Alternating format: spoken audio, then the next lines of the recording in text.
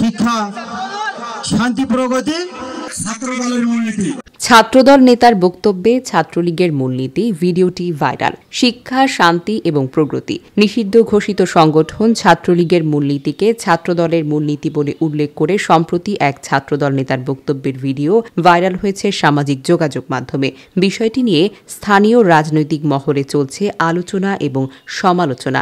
সম্প্রতি এমনই এক ঘটনা ঘটেছে গাইবান্ধার পলাশবাড়ী উপজেলায়। খোঁজ নিয়ে জানা গেছে ৪ জানুয়ারি সন্ধ্যায় মাঠেরহাট বাজারে জাতীয়তাবাদী সামাজিক সাংস্কৃতিক সংস্থা আয়োজিত আলোচনা সভায় বিশেষ অতিথি হিসেবে বক্তব্য দেন বেদকাপা ইউনিয়ন ছাত্রদলের ভারপ্রাপ্ত সভাপতি শিবলু প্রধান।